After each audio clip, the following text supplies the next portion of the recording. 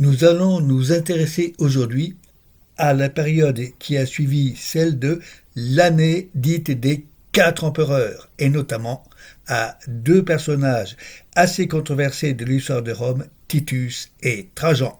Pour cela, nous commençons par nous situer au mois de juin 68 après Jésus-Christ, date à laquelle se produit le suicide de Lucius Aenobarbus Nero, dit Néron. C'est en juin 68 après Jésus-Christ que Néron dut fuir Rome et fut contraint au suicide, aidé en cela par son secrétaire Épaphrodite à qui il avait donné l'ordre de le poignarder. On ne saura jamais si lors de cet instant fatal il a clamé « Quel artiste le monde va perdre en moi ?» selon l'historien Suétone, ou « Le galop des rapides coursiers résonne à mes oreilles » selon une autre version. Pas plus qu'on ne saura jamais si Néron a réellement déclenché l'incendie de Rome survenu en 64, soit 4 ans auparavant, ou s'il était alors à 4 heures de cheval de la cité. Ce qui est certain, c'est que c'est une trahison des prétoriens qui l'a amené à fuir et à périr ainsi. Suite à cela, c'est Galba, revenu en hâte d'Espagne, qui est proclamé empereur par les prétoriens qu'il avait fait acheter à prix d'or. Mais Galba fut assassiné en janvier 69 sur ordre d'Othon, un ancien camarade de débauche de Néron, qui est proclamé empereur par ces mêmes prétoriens qui n'étaient pas satisfaits des gratifications offertes par Galba, dont l'avarice était notoire. Cependant, Othon doit aussitôt affronter les légions du Rhin et de Germanie qui ont proclamé empereur leur chef Vitellius.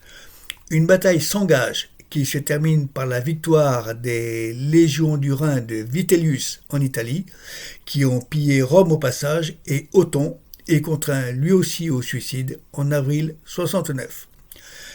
Immédiatement après, Vitellius doit faire face à son tour à la révolte des légions de Judée et du Danube qui, elles, ont proclamé leur propre chef, Vespasien. Laissant son fils Titus en Orient, Vespasien vient livrer bataille contre les légions du Rhin qui sont défaites lors d'un combat féroce livré lui aussi en Italie. Revenu à Rome, Vitellius, surtout connu pour sa légendaire gloutonnerie, sera lapidé par la foule qui a appris avec joie sa défaite, et son corps fut jeté dans le Tibre après avoir été traîné par un crochet. Ceci se passait en décembre 69, ce qui justifie que l'année 69 sera définie par les historiens comme l'année des quatre empereurs, puisque Galba, Othon, Vitellius et Vespasien s'y sont effectivement succédés à la fonction suprême. Vespasien va régner 10 ans, jusqu'à sa mort en 79, instaurant une nouvelle dynastie, celle des Flaviens, et laissera le souvenir d'un bon empereur qui a mis fin aux éternelles guerres civiles qui décimaient les populations, a rétabli la stabilité de l'État et restauré celle des finances grâce à un sens élevé de l'économie et de la gestion, qui donna lieu notamment à la galéjade. L'argent n'a pas d'honneur, en relation avec le fait qu'il avait créé un impôt sur les urines. Urine et argent, en fait, les deux sont du liquide, aurait-il couramment déclaré à son fils Titus. Et c'est ainsi que nous en arrivons à Titus, qui ne régna que 2 ans, de 79 à 81, atteint par la maladie, mais eut le temps de se faire aimer par la population romaine au point qu'il fut surnommé par elle le délice du genre humain. Mais tel n'était certainement pas le cas d'autres populations, notamment celles de Judée-Samarie, qui ne gardèrent pas le même bon souvenir de Titus. Le terme de Judée-Samarie était d'ailleurs devenu obsolète depuis plus d'un siècle, puisqu'en moins 63, Cnaeus Pompée avait envahi le territoire à la tête de la 9e légion, la fameuse légion Hispana Triumphalis, alors stationnée en Syrie, et en avait fait une province romaine de plus qu'il avait intitulée Syria Palestina. Pourquoi Titus s'était-il trouvé en ces lieux? Car il avait été chargé par son père Vespasien de mater la révolte des Juifs survenue en 68, les Juifs s'étant rebellés contre une imposition trop lourde exigée. C'est à cette occasion qu'il laissa à ses populations locales un très mauvais souvenir, à l'inverse de celui qu'il laissa à Rome, car il remplit sa mission avec zèle, allant même jusqu'à faire détruire le deuxième temple de Jérusalem pour instituer la légendaire Pax Romana.